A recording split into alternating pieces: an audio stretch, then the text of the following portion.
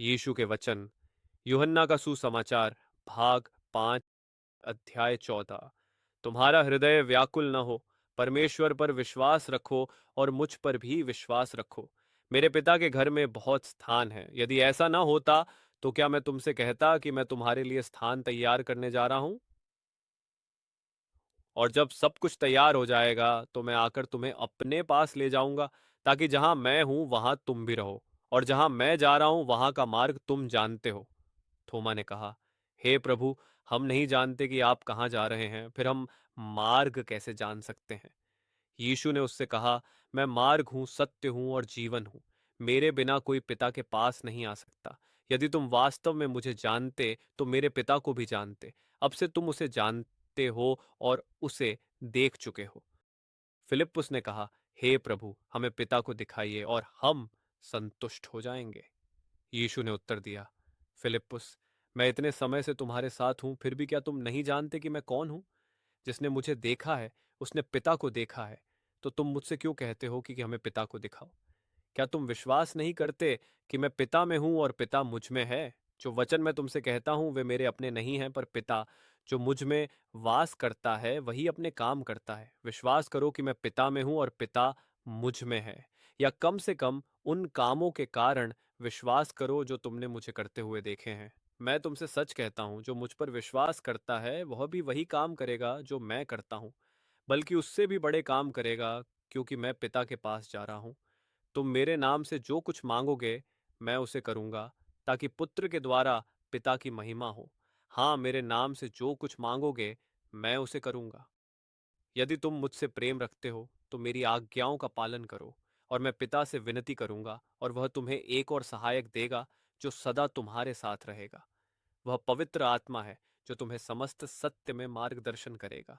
संसार उसे नहीं पा सकता, क्योंकि वह उसे न देखता है और न पहचानता है, पर तुम उसे जानते हो, क्योंकि वह अभी तुम्हारे साथ रहता है और आगे चलकर तुम में वास करेगा। नहीं, मैं तुम्हें अनाथ नहीं छोड़ूंगा, मैं तुम्हारे पास आऊंगा।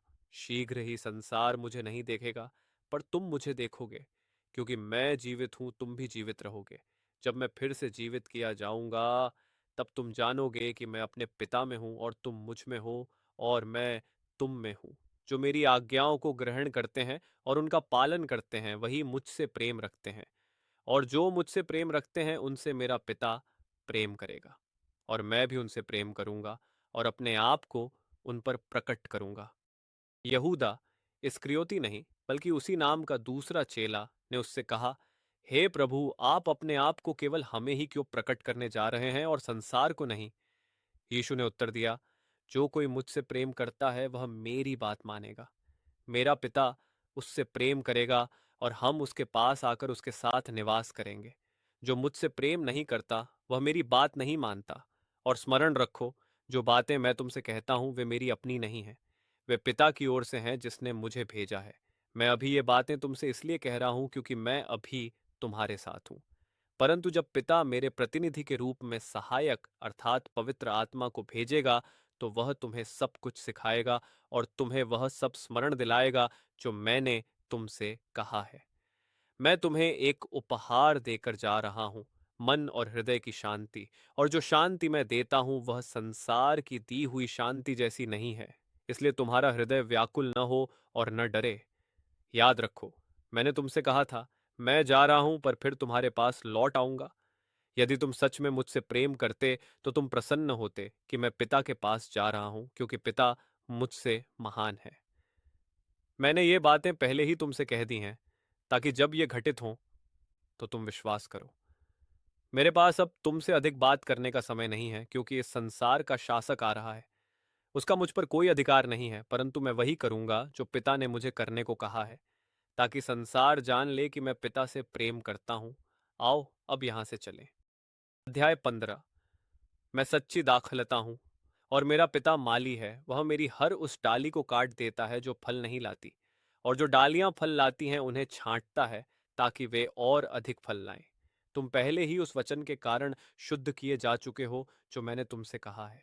मुझ में बने रहो और मैं तुम में बना रहूंगा, क्योंकि कोई डाली अपने आप फल नहीं ला सकती यदि वह दाखलता से अलग हो जाए, और तुम भी फलदायी नहीं हो सकते यदि तुम मुझ में न बने रहो। हाँ, मैं दाखलता हूँ, तुम डालियाँ हो जो मुझ में बने रहते हैं, और मैं उनमें वे बहुत फल लाते हैं, क्योंकि मुझसे अलग होकर तुम कुछ भी नहीं कर सकते। जो मुझ में नहीं बना रहता वह बेकार डाली के समान बाहर फेंक दिया जाता है और सूख जाता है। ऐसी डालियाँ इकट्ठी की जाती हैं और आग में डाली जाती हैं और जला दी जाती हैं। पर यदि तुम मुझ में बने रहो और मेरे वचन तुम में बने रहें, तो तुम जो चाहो मांग सकते हो और वह तुम्हें दिया जाएगा। जब तुम बहुत फल लाते हो, तो तुम मेरे सच्चे चेले सिद्ध होते हो।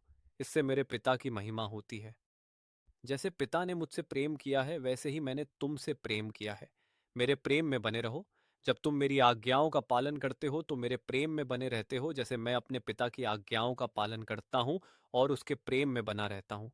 मैंने ये बातें तुमसे इसलिए कही हैं, ताकि मेरा आनंद तुम में बना रहे।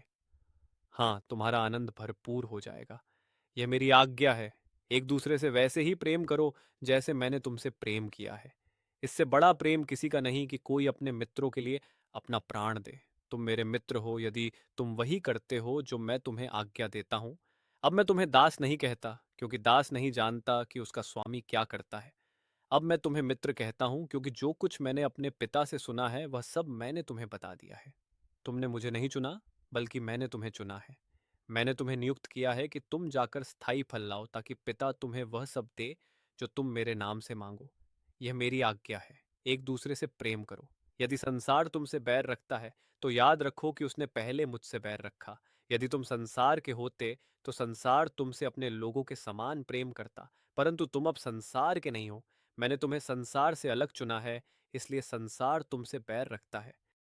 क्या तुम्हें याद है जो मैंने तुमसे कहा था, दास अपने स्वामी से बड़ा नहीं होता। यदि उन्होंने मुझे सताया, तो वे तुम्हें भी सताएंगे, और यदि उन्होंने मेरी बात सुनी होती, तो वे तुम्हारी भी सुनते। वे ये सब तुम्हारे साथ मेरे कारण करेंगे, क्योंकि उन्होंने उसको अस्वीकार किया है जिसने मुझे भेजा है। यदि मैं ना आता और उनसे न बोलता, तो वे दोषी न होते, पर अब उनके पाप के लिए उनके पास कोई बहाना नहीं है। जो मुझसे बैर रखता है, वह मेरे पिता से भी बैर रखता है। यदि मैं उनके बीच ऐसे अद्भुत काम न करता जो और कोई नहीं कर सकता था, तो वे दोषी न होते। पर अब उन्होंने मेरे सब काम देखे हैं, फिर भी वे मुझसे और मेरे पिता से बैर रखते हैं। इससे उनके धर्म ग्रंथ में लिखी हुई यह बात पूरी होती है, उन्होंने मुझसे बिना कारण बैर रखा। पर मैं तुम्हारे पास सहायक, सत्य का आत्मा को भेजूंगा। वह पिता की ओर से आएगा और मेरे विषय में गवाही देगा, और तुम्हें भी मेरे विषय में गवाही देनी होगी, क्योंकि तुम मेरे साथ मेरे सेवा काल के आरंभ से रहे हो। अध्याय 16। मैंने तुमसे ये बातें इसलिए कही हैं कि तुम विश्वास से न डगमगाओ, क्योंकि तुम्हें सभा घरों से निकाल दिया जाएगा। और वह समय आ रहा है जब जो कोई तुम्हें मार डालेगा, वह समझेगा कि वह परमेश्वर की सेवा कर रहा है। यह इसलिए होगा क्योंकि उन्होंने न तो पिता को जाना है और न ही मुझे। हाँ, मैं अभी तुम्हें ये बातें बता रहा हूं, ताकि जब ये घटित हों, तो तुम्हें मेरी चेतावनी याद आए। मैंने तुम्हें पहले इसलिए नहीं बताया, क्योंकि मैं कुछ समय और तुम्हारे साथ रहने वाला था। पर अब मैं उसके पास जा रहा हूं जिसने मुझे भेजा है, और तुम में से कोई नहीं पूछता कि मैं कहाँ जा रहा हूं। इसके बजाय तुम उन बातों के कारण शोकित हो जो मैंने तुमसे कही हैं। पर वास्तव में तुम्हारे लिए अच्छा है कि मैं चला जाऊं, क्योंकि यदि मैं न जाऊं तो सहायक तुम्हारे पास नहीं आएगा। पर यदि मैं जाऊं तो मैं उसे तुम्हारे पास भेजूंगा। और जब वह आएगा, तो वह संसार को उसके पाप के विषय में और परमेश्वर की धार्मिकता के विषय में और आने वाले न्याय के विषय में दोषी ठहराएगा। संसार का पाप यह है कि वह मुझ पर विश्वास नहीं करता। धार्मिकता इसलिए उपलब्ध है क्योंकि मैं पिता के पास जा रहा हूं और तुम मुझे फिर नहीं देखोगे। न्याय इसलिए आएगा क्योंकि इस संसार का शासक पहले ही दोषी ठहराया जा चुका है। मेरे पास तुमसे कहने के लिए और भी बहुत कुछ है, पर अभी तुम उसे सहन नहीं कर सकते। जब सत्य का आत्मा आएगा, तो वह तुम्हें समस्त सत्य में मार्गदर्शन करेगा। वह अपनी ओर से नहीं बोलेगा, पर जो कुछ सुनेगा वही कहेगा। वह तुम्हें भविष्य की बातें बताएगा। वह मेरी महिमा करेगा, क्योंकि वह तुम्हें वही बताएगा जो उसे मुझसे प्राप्त होगा। जो कुछ पिता का है, वह सब मेरा है। इसलिए मैंने कहा कि आत्मा तुम्हें वही बताएगा जो उसे मुझसे प्राप्त होगा। थोड़ी देर में तुम मुझे नहीं देखोगे, पर थोड़ी देर बाद तुम मुझे फिर देखोगे। कुछ चेलों ने आपस में पूछा, वह क्या कहना चाहता है जब कहता है थोड़ी देर में तुम मुझे नहीं देखोगे? पर फिर तुम मुझे देखोगे और मैं पिता के पास जा रहा हूं, और थोड़ी देर से उसका क्या मतलब है, हम समझ नहीं पा रहे हैं। यीशु ने जान लिया कि वे उससे यह पूछना चाहते हैं, इसलिए उसने कहा, क्या तुम आपस में यही पूछ रहे हो कि मेरा क्या मतलब था? मैंने कहा था कि थोड़ी देर में तुम मुझे नहीं देखोगे, पर थोड़ी देर बाद तुम मुझे फिर देखोगे। मैं तुमसे सच कहता हूं, तुम रोओगे और विलाप करोगे कि मेरे साथ क्या होने वाला है, पर संसार आनंद मनाएगा। तुम शोक करोगे, पर तुम्हारा शोक अचानक अद्भुत आनंद में बदल जाएगा। यह एक स्त्री के समान होगा जो प्रसव पीड़ा सह रही है। जब उसका बच्चा जन्म लेता है तो उसकी पीड़ा आनंद में बदल जाती है, क्योंकि उसने संसार में एक नए बच्चे को जन्म दिया है। इसलिए अभी तुम शोक करते हो, पर मैं तुम्हें फिर देखूंगा, तब तुम आनंदित होगे, और कोई भी तुमसे उस आनंद को छीन नहीं सकेगा। उस समय तुम्हें मुझसे कुछ भी पूछने की आवश्यकता नहीं होगी। मैं तुमसे सच कहता हूं, तुम सीधे पिता से मांगोगे और वह तुम्हारी प्रार्थना को पूरा करेगा, क्योंकि तुम मेरे नाम का उपयोग करते हो। तुमने पहले ऐसा नहीं किया है। मेरे नाम से मांगो और तुम्हें मिलेगा, और तुम्हारा आनंद परिपूर्ण होगा। मैंने इन बातों को रूपकों में कहा है, पर शीघ्र ही मैं रूपकों में बोलना छोड़ दूंगा और तुम्हें पिता के विषय में स्पष्ट रूप से बताऊंगा। तब तुम मेरे नाम से मांगोगे। मैं यह नहीं कह रहा कि मैं तुम्हारी ओर से पिता से विनती करूंगा, क्योंकि पिता स्वयं तुमसे प्रेम करता है, क्योंकि तुम मुझसे प्रेम करते हो और विश्वास करते हो कि मैं परमेश्वर से आया हूं। हाँ, मैं पिता से निकलकर संसार में आया, और अब मैं संसार को छोड़कर पिता के पास लौट रहा हूं। तब उसके चेलों ने कहा, अब आप स्पष्ट बोल रहे हैं और रूपकों में नहीं। अब हम समझ गए हैं कि आप सब कुछ जानते हैं और आपसे कोई प्रश्न करने की आवश्यकता नहीं है। इससे हम विश्वास करते हैं कि आप परमेश्वर से आए हैं। यीशु ने पूछा, क्या अब तुम विश्वास करते हो? पर समय आ रहा है और वास्तव में अब आग आ गया है, जब तुम तितर बितर हो जाओगे, हर एक अपने अपने मार्ग पर चला जाएगा और मुझे अकेला छोड़ दोगे। फिर भी मैं अकेला नहीं हूं, क्योंकि पिता मेरे साथ है। मैंने तुमसे ये सब बातें इसलिए कही हैं कि तुम मुझ में शांति पाओ। इस संसार में तुम्हें क्लेश और दुहक मिलेंगे, परंतु हिम्मत रखो, क्योंकि मैंने संसार पर विजय पा ली है।